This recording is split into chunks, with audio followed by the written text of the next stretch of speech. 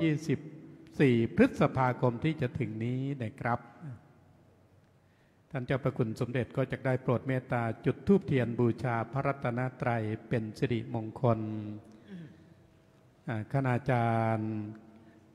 คณะผู้บริหารบุคลากรทางการศึกษานักเรียนนักศึกษาทุกท่านได้น้อมประนมมือเป็นบุญญกิริยาบูชาพระรัตนตรัยพระพุทธพระธรรมพระสงฆ์เป็นสิริมงคลโดยพร้อมเพรียงกันในโอกาสนี้ครับ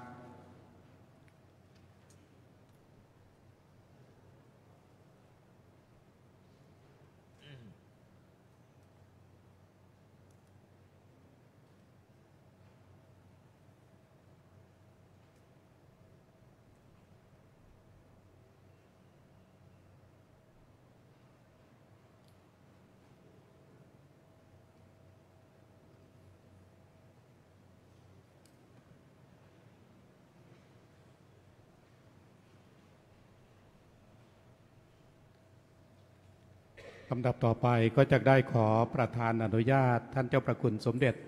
องค์ประธานในพิธีเบิกผู้แทนสถาบันการศึกษาและผู้แทน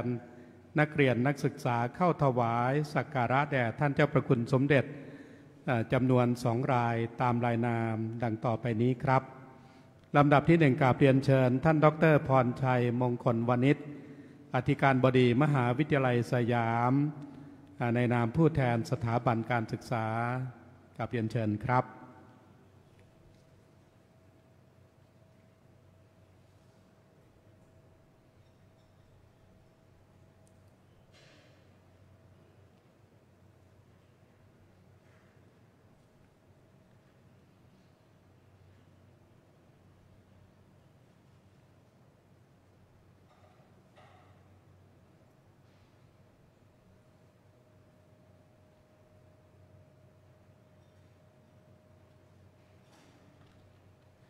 ลำดับที่2ขอเรียนเชิญท่านพลตำรวจตรีสมชัยวุฒิณรงค์ตระกูลในนามนักเรียนนักศึกษาผู้สอบได้ธรรมศึกษาชั้นเอกเป็นผู้แทนนักเรียนนักศึกษาผู้สอบได้ธรรมศึกษาสำนักเรียนวัดพระเชตุพนวิมลมังคลารามขอเรียนเชิญครับ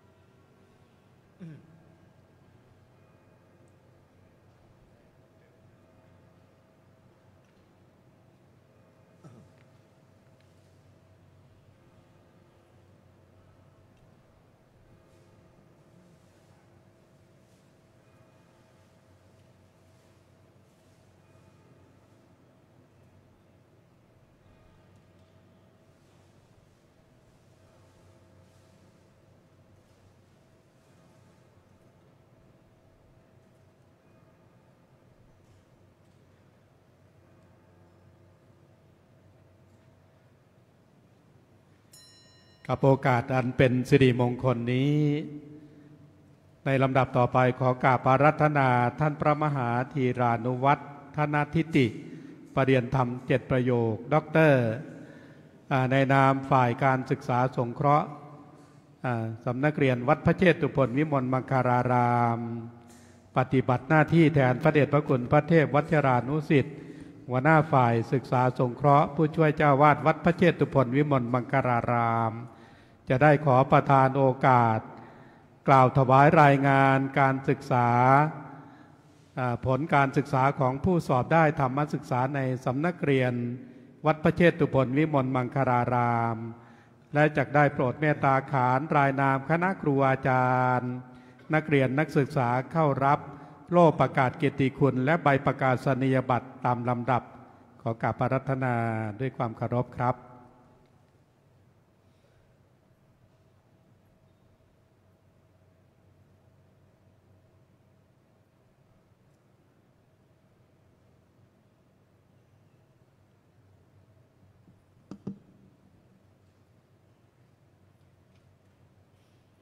ขอประธานกราบเรียน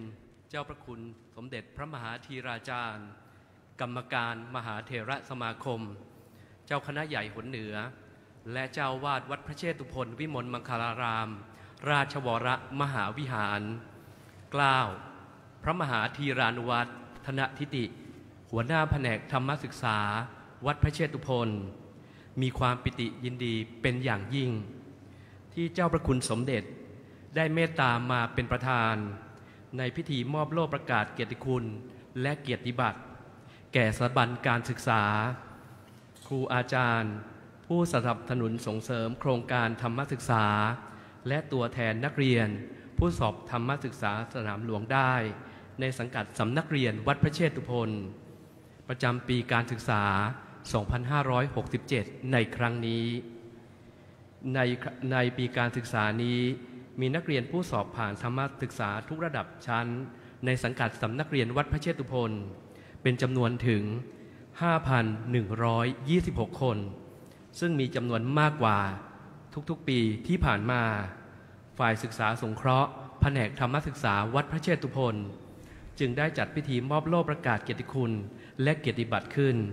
โดยมีสถาบันการศึกษาที่ส่งนักเรียนเข้าสอบธรรมศึกษาเข้ารับโล่ประกาศเกียรติคุณจำนวน 35 สถาบันผู้บริหารที่ให้การสนับสนุนส่งเสริมโครงการธรรมศึกษาเข้ารับเกียรติบัตรจำนวน 44 คนครูอาจารย์ผู้ให้การสนับสนุนส่งเสริมโครงการธรรมศึกษาเข้ารับเกียรติบัตรจำนวน 62 คนและตัวแทนนักเรียนผู้สอบธรรมศึกษาสนามหลวงได้เข้ารับเกียรติบัตรจำนวน 55 คนโดยมีวัตถุประสงค์คือ 1. เพื่อประกาศเกียรติคุณแก่ผู้บริหารและครูอาจารย์ผู้สนับสนุนส่งเสริมโครงการธรรมศึกษา 2. เพื่อเป็นขวัญและกำลังใจแก่นักเรียนผู้สอบธรรมศึกษาสนามหลวงได้ 3. เพื่อเสริมสร้างสัมพันธภาพในการทำงานร่วมกัน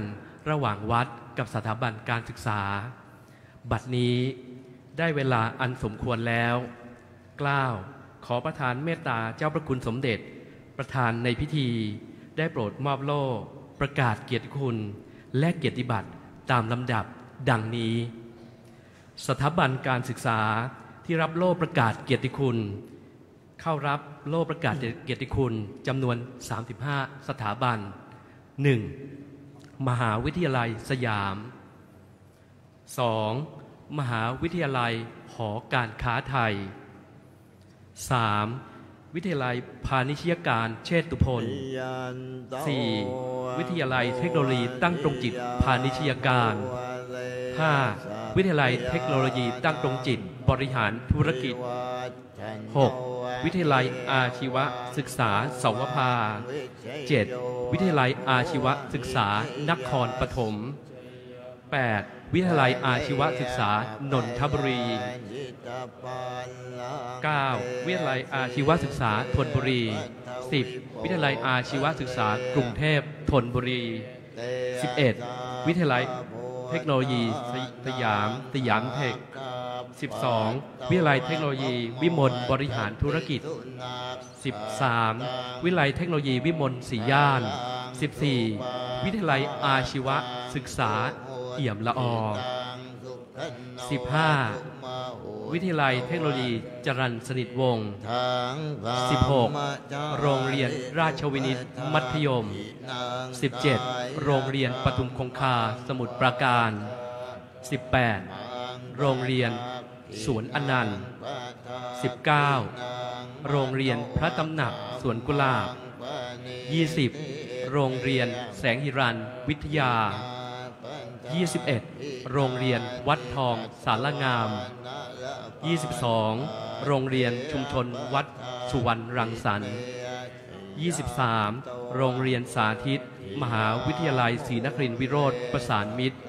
ฝ่ายประถม 24โรงเรียนเดิมศึกษา25โรงเรียนวัดพระเชตุพน26โรงเรียนวัดใหม่อมตรส27โรงเรียนวัดชากมา28โรงเรียนบ้านคลองบางไผ่29โรงเรียนวัดสำนักกระท้อน30โรงเรียนแสงหิรัน31โรงเรียนเทพกาญจนา32โรงเรียนมงคลวิจิตรวิทยา33โรงเรียนวัดมะลิ34โรงเรียน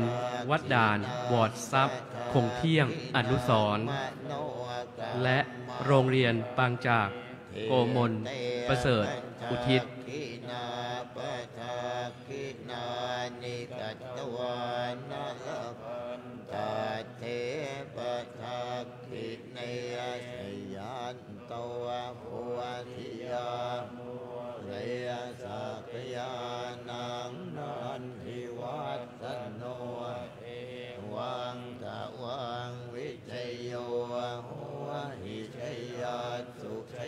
มัง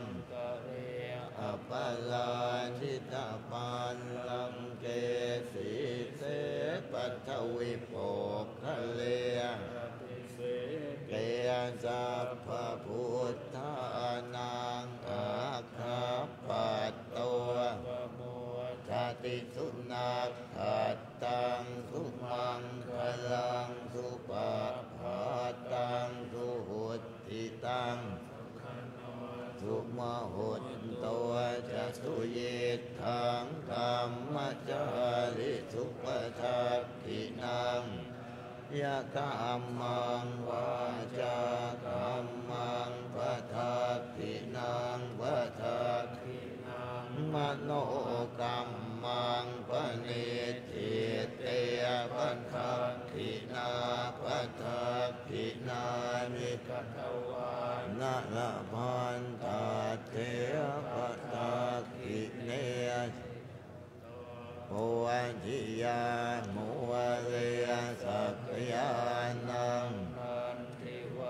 สัตโนเอ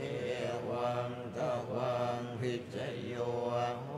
หิจยาสุจยมังกะเล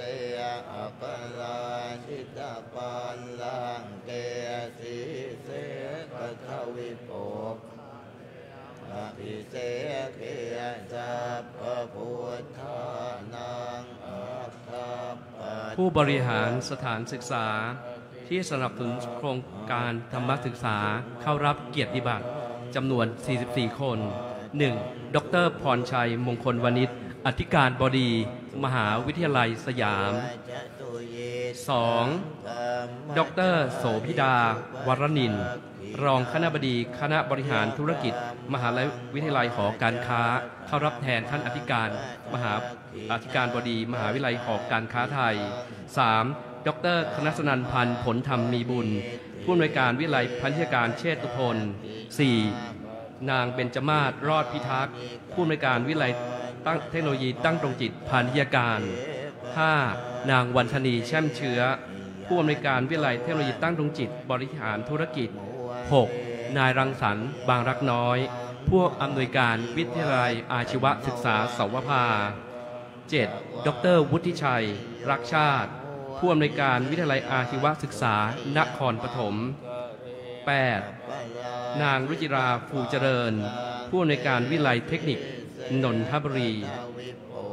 9. ดร.กิตติยาวังหอมผู้อำนวยการวิทยาลัยอาชีวศึกษาธนบุรี 10. นางปราณีทองศรีสุขผู้อำนวยการวิทยาลัยอาชีวศึกษากรุงเทพธนบุรี 11. รองศาสตราจารย์ดร.จอมพงษ์มงคลวณิชผู้อำนวยการวิทยาลัยเทคโนโลยีสยาม 12. นายเกษียณมีแต้มผู้อำนวยการวิทยาลัยเทคโนโลยีวิมลบริหารธุรกิจ 13. นางปนัดดาพิริยะชนานันท์ผู้อำนวยการวิทยาลัยเทคโนโลยีวิมลศรีย่าน 14. นายพัฒพลจารุจิตผู้อำนวยการวิทยาลัยอาชีวศึกษาเอี่ยมละอ15. นางนงเยาว์เขียวมณีผู้อำนวยการวิทยาลัยเทคโนโลยีจรัญสนิทวงศ์ 16. นายเทพฤทธิ์ยอดใสผู้อำนวยการโรงเรียนราชวินิตมัธยม 17. นางจิรภาสบายดีผู้อำนวยการโรงเรียนปทุมคงคาสมุทรปราการ 18. นางสาวนภัสกุลจิติธรผู้อำนวยการโรงเรียนสวนอนันต์ 19. นางเมตตาศรีเกื้อกลิ่นผู้อำนวยการโรงเรียนพระตำหนักสวนกุหลาบ 20. นางณัฐมนชุมมุงผู้อำนวยการโรงเรียนแสงหิรัญวิทยา 21. นายรัตติวัฒน์ว่องอัครรัชสกุลผู้อำนวยการโรงเรียนวัดทองสารงาม 22. นางสาวบงกฎธรเพิกนินผู้อำนวยการโรงเรียนชุมชนวัดสุวรรณรังสรรค์ 23. ผู้ช่วยศาสตราจารย์สมเกียรติวันเฉลิมผู้อำนวยการโรงเรียนสาธิตมหาวิทยาลัยศรีนครินทร์วิโรธประสานมิตรฝ่ายประถม 24. นายทีจารุสมบัติรองผู้อำนวยการโรงเรียนพเดิมศึกษา 25. นางสาวอโนชากิจจานนท์ผู้อำนวยการโรงเรียนวัดพระเชตุพน 26. นางณภาพรนาแพงผู้อำนวยการวัดใหม่อมตรส 27. นางปริยวดีจันเติมผู้อำนวยการโรงเรียนวัดชากนา 28. นายนพคุณชัยประโคนผู้อำนวยการโรงเรียนบ้านคลองบางไผ่ 29. นางจุติราบุญเจริญผู้อำนวยการโรงเรียนวัดสำนักกระท้อน 30. ดร.รวิธิดาเนื้อทองผู้อำนวยการโรงเรียนแสงหิรัญ 31. นางมนทิกาเทพกาญจนาผู้อำนวยการโรงเรียนเทพกาญจนา 32. นางสาววรรณภาดนตรีเจริญผู้อำนวยการโรงเรียนมงคลวิจิตรวิทยา 33. นางภัทวดีนุ้ยแหลมหลักผู้อำนวยการโรงเรียนวัดมะลิ 34. นายอดิศักดิ์ดงสิงห์ผู้อำนวยการโรงเรียนวัดด่านบอดทรัพย์คงเที่ยงอนุสรณ์ 35. นายอัธวุฒิกันประชาผู้อำนวยการโรงเรียนบางจากโกมลประเสริฐอุทิศ 36. ผู้ช่วยศาสตราจารย์ดร.พลเรือตรีหญิงสุภัตราเอื้อวงศ์รองอธิการบดีมหาวิทยาลัยสยาม 37. ศาสตราจารย์ดร.หม่อมราชวงศ์สุริยวุฒิสุขสวัสดิ์ผู้ช่วยอธิการบดีมหาวิทยาลัยสยาม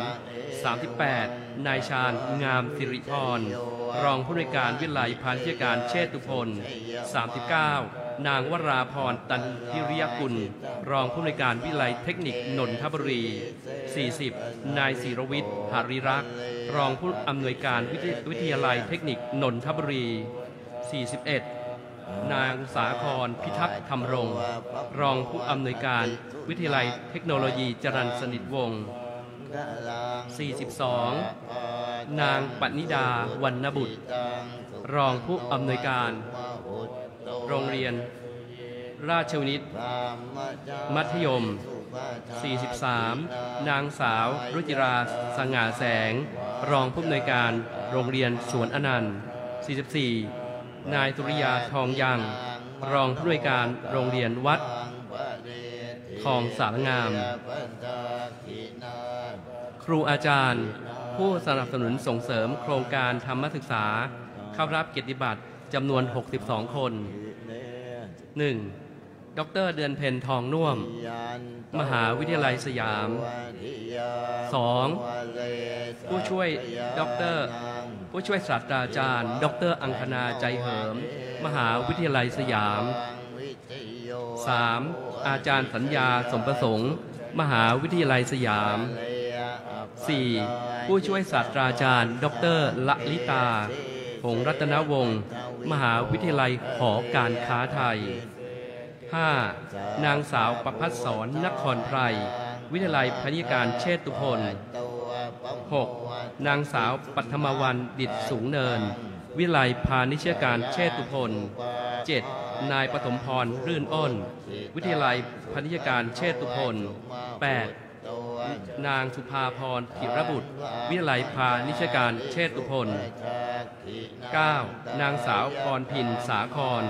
วิทยาลัยเทคโนโลยีตั้งตรงจิตพาณิชยการ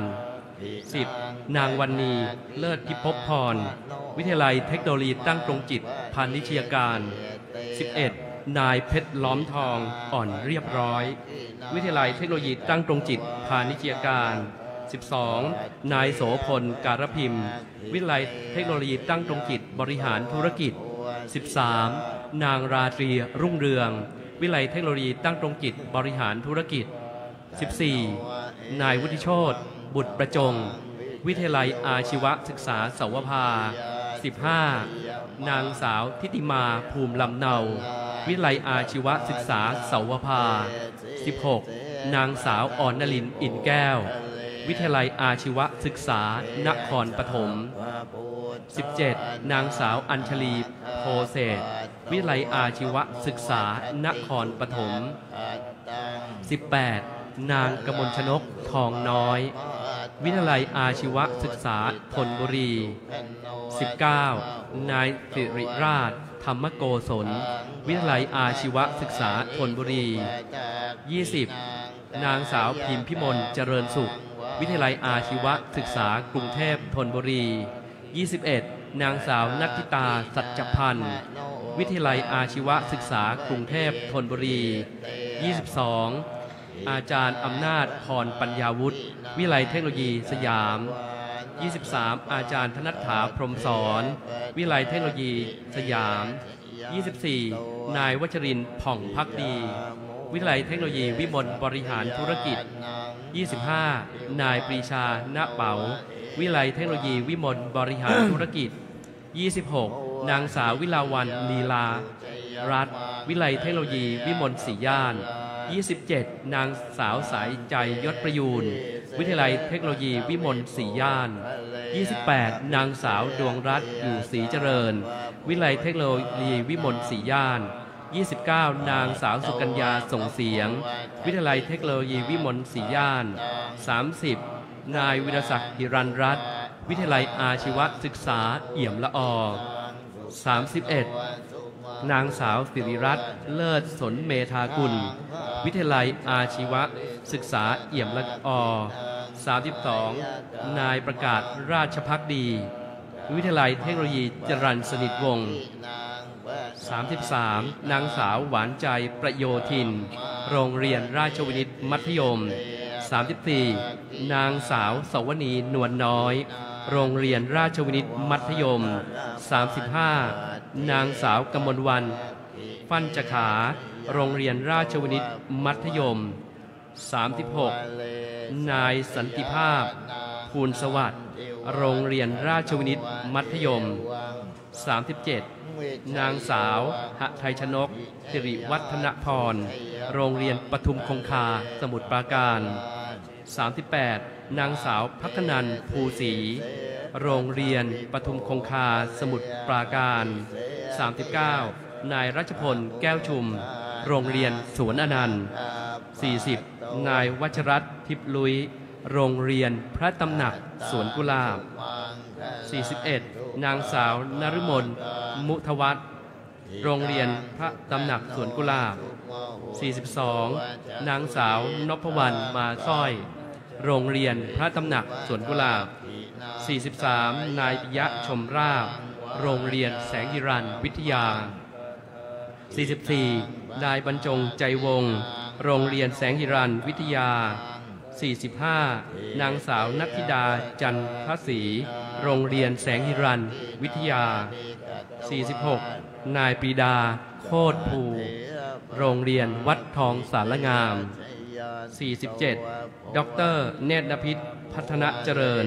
โรงเรียนสาธิตมหาวิทยาลัยศรีนครินทรวิโรธประสานมิตรฝ่ายประถม 48. นายพุทธิพลกำลังเพชรโรงเรียนสาธิตมหาวิทยาลัยศรีนครินทรวิโรธประสานมิตรฝ่ายประถม 49. นายบุญธรรมเหลืองธนพลกุลโรงเรียนพเดิมศึกษา 50 นายฐานันท์ภักดี โรงเรียนพเดิมศึกษา 51 นางสาวลลิตา ขันทอง โรงเรียนวัดพระเชตุพน 52 นางสาวปริยานุชวงพาคำโรงเรียนวัดใหม่อมตรส 53 นางสาวระเบียบรัตน์กรงแก้วโรงเรียนวัดชากหมาก 54 ว่าที่ร้อยตรีหญิงจิราวดีวงจำรัดโรงเรียนบ้านคลองบางไผ่ 55 นายเอกรินทร์คำแสงดีโรงเรียนวัดสำนักกระท้อน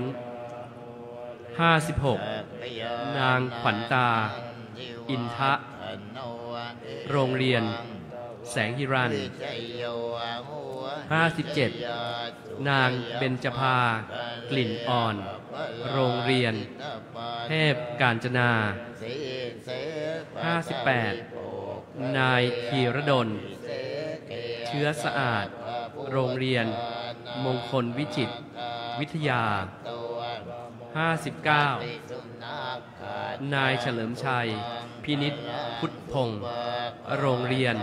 วัดมะลิ 60 นางสาวสุดารัตน์อโนโรงเรียนวัดด่าน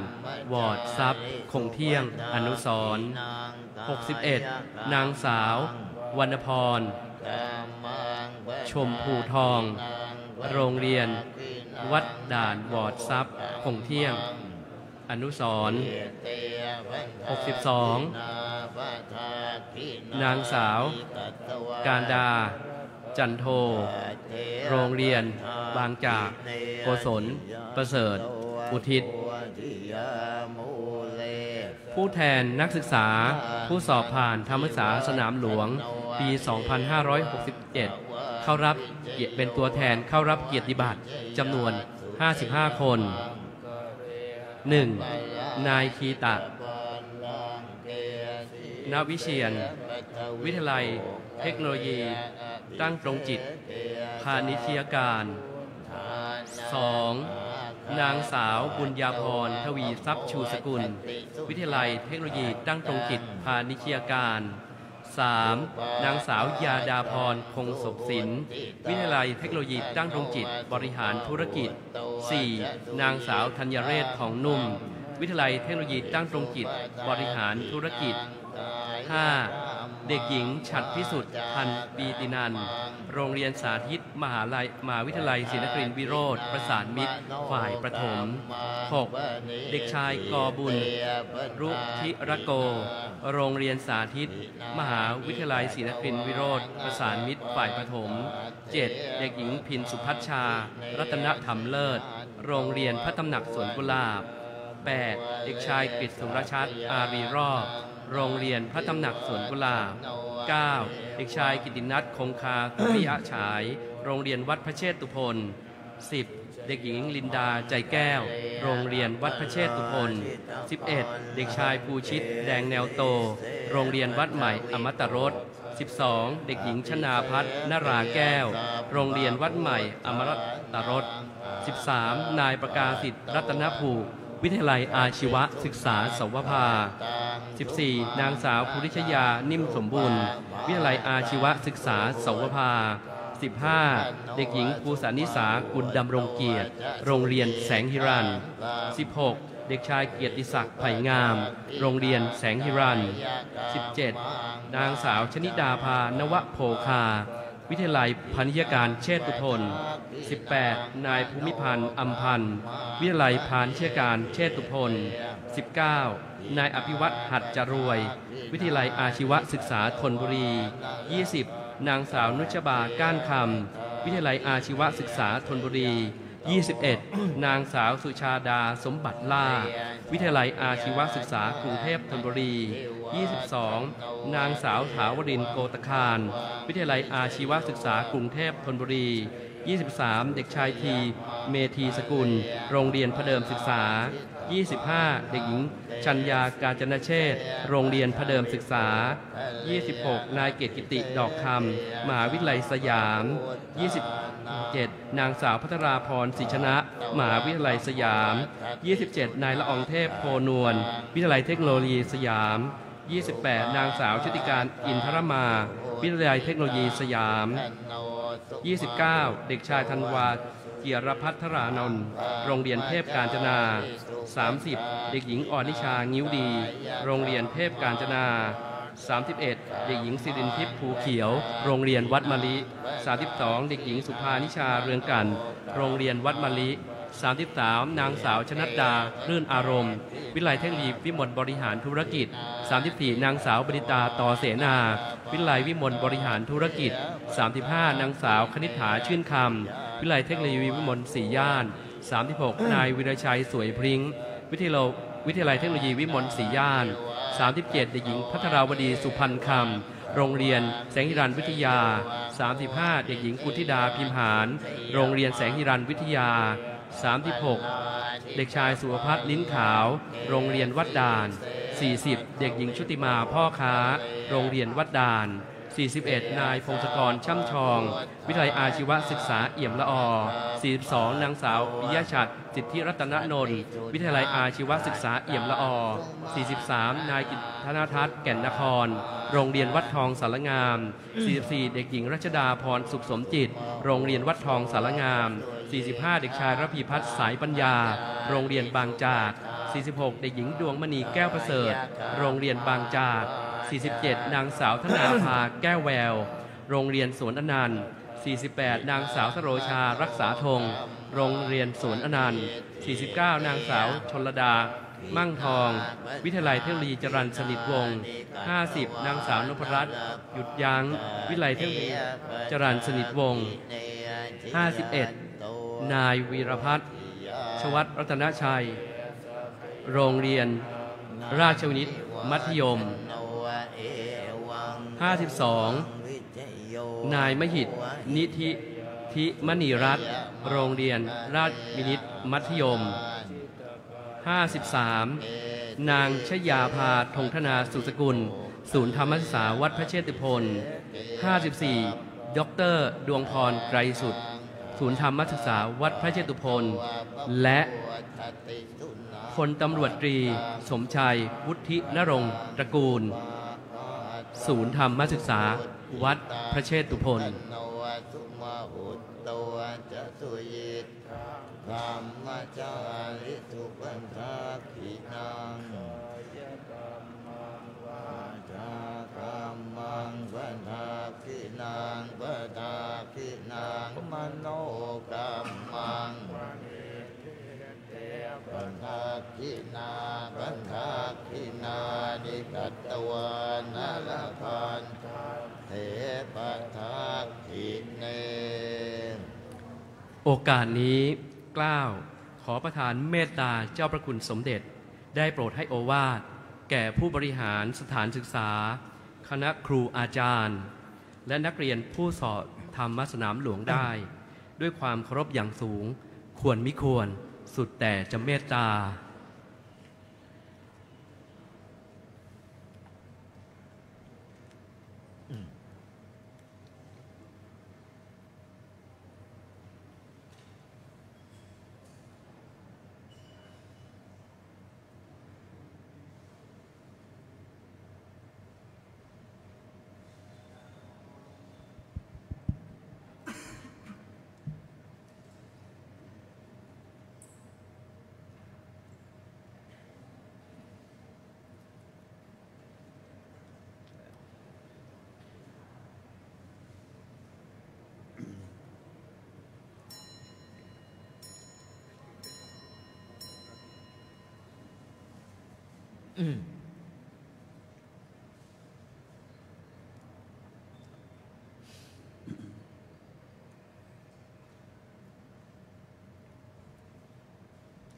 ขอแสดงกัลยาณธรรมต่อท่านพระเถรานุเถระทุกรูปซึ่งมีท่านเจ้าคุณพระเทพวชรานุสิทธิ์ผู้ช่วยเจ้าวาดวัดพระเชตุพนวิมลมังคลาราม ประธานคณะกรรมการฝ่ายการศึกษาสงเคราะห์วัดพระเชตุพนเป็นต้นขอเจริญพรท่านผู้บริหารคณาจารย์ผู้แทนคณะครูบุคลากรทางการศึกษานักเรียนนักศึกษาทั้งหลายในนามคณะสงฆ์วัดพระเชตุพนวิมลมังคลารามขออนุโมทนาสาธุการต่อท่านผู้บริหารสถาบันการศึกษาซึ่งร่วมสนับสนุนการจัดการเรียนการสอนแผนกธรรมศึกษาและขอแสดงมุทิตาจิตด้วยความจริงใจต่อนักเรียนนักศึกษาผู้สอบผ่านธรรมศึกษาสนามหลวงทุกชั้นในนามสำนักเรียนวัดพระเชตุพนด้วยจริงใจในโอกาสนี้ขอปรารภสาธรรมเพื่ออนุโมทนาและเป็นธรรมบรรณาการแก่ทุกท่านว่าคณะสงฆ์วัดพระเชตุพนได้สนองสาธกิจทั้ง6ด้านของคณะสงฆ์โดยเฉพาะด้านการศึกษาสงเคราะห์คือการจัดการศึกษาเพื่อเกื้อกูลสนับสนุนประสานบูรณาการกับสถาบันการศึกษาหรือบุคลากรผู้กำลังศึกษาเล่าเรียนเป็นการสงเคราะห์เยาวชนนักเรียนนักศึกษาได้ศึกษาและปฏิบัติธรรมตามวัยอันสมควรของตนสามารถนำธรรมะที่ได้ศึกษาไปประยุกต์ใช้ในการดำเนินชีวิตทั้งในด้านการศึกษาและการประกอบสัมมาอาชีพโดยมีคุณธรรมอันสำคัญในทางพระพุทธศาสนาที่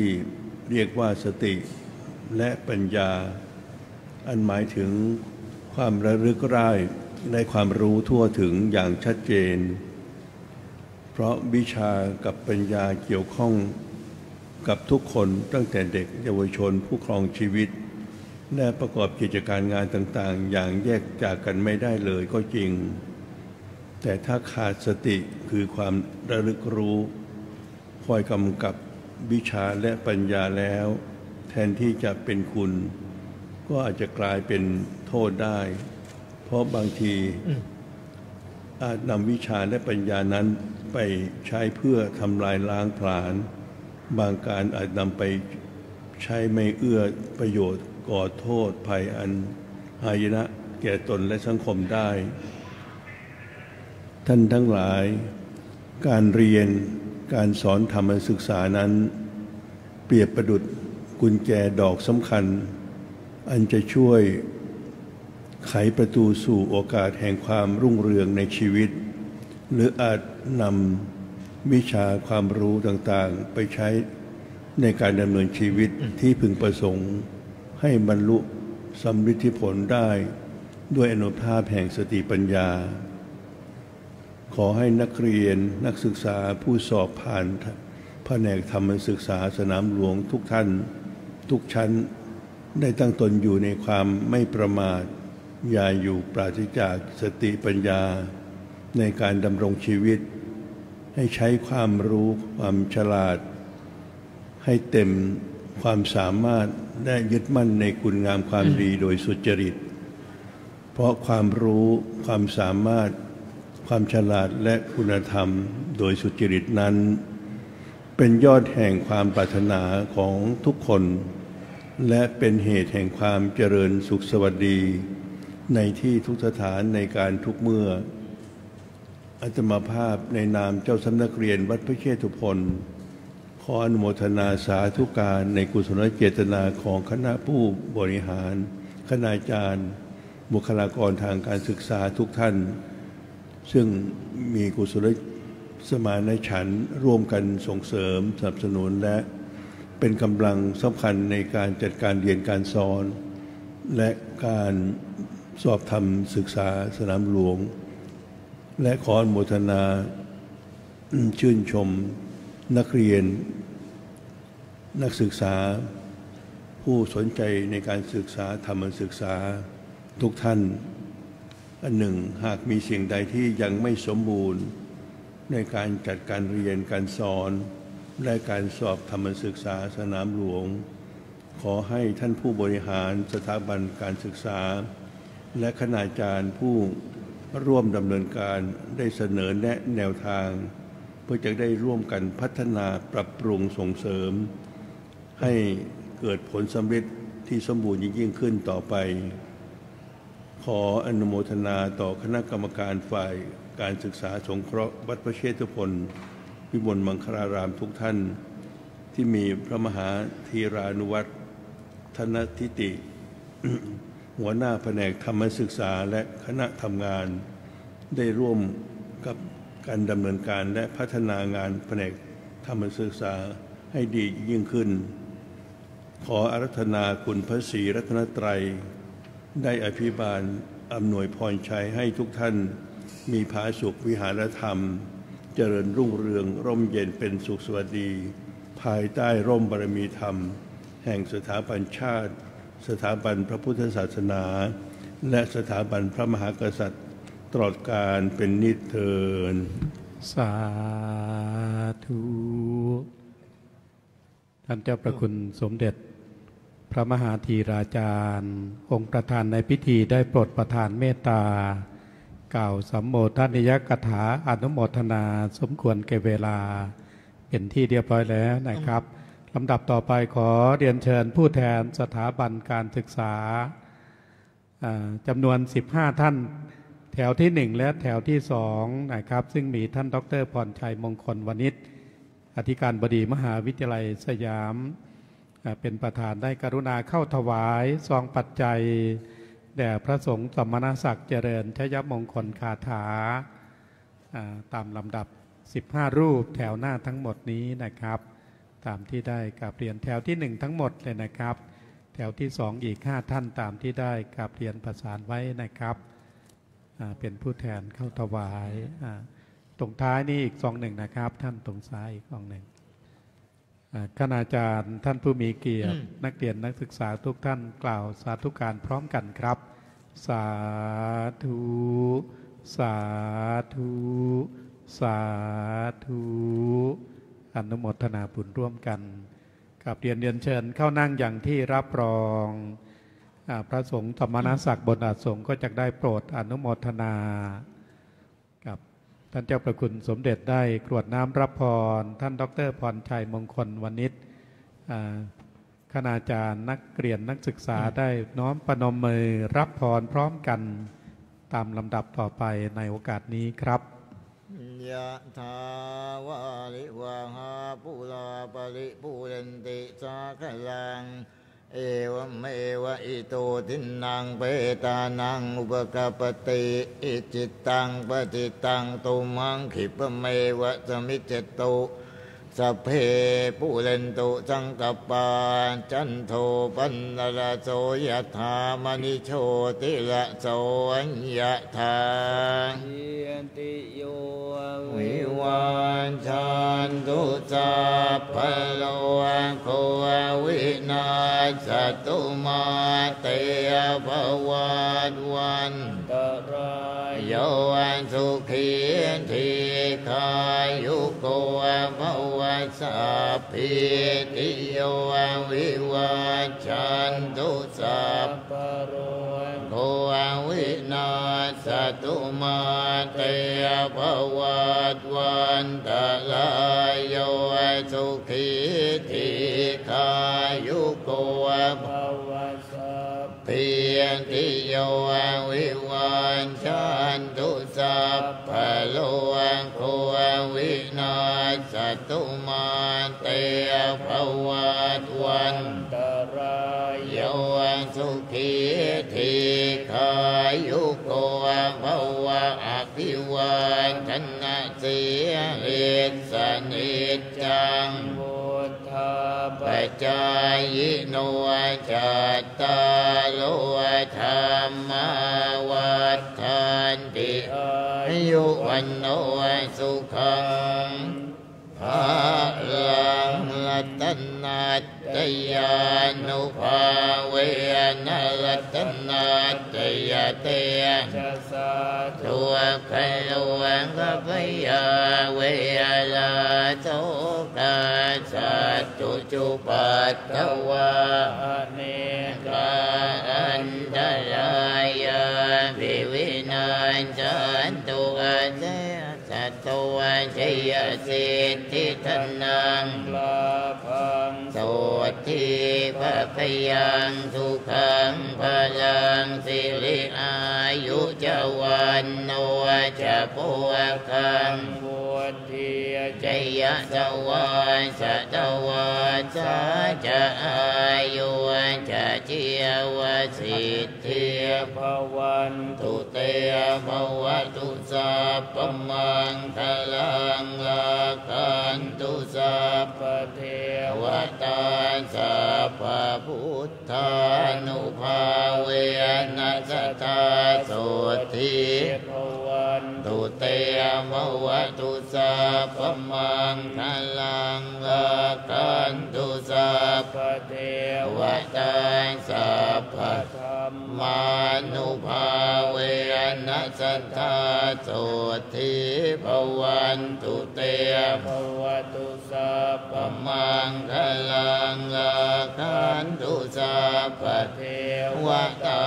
สัพพสังฆานุภาเวนัสตาโสทิภวันตุเตสาธุในช่วงท้ายการประกอบพิธีเป็นสิริมงคลก่อนจะได้บันทึกภาพเป็นอนุสรณ์ต่อไปกับผมขออนุญาตกราบเรียนเชิญคณาจารย์ท่านผู้มีเกียรตินักเรียนนักศึกษาทุกท่านได้กรุณาน้อมประนมมือกล่าวบทกราบพระรัตนตรัยเป็นสิริมงคลโดยพร้อมเพรียงกันณโอกาสนี้ครับอะระหังสัมมาสัมพุทโธภควา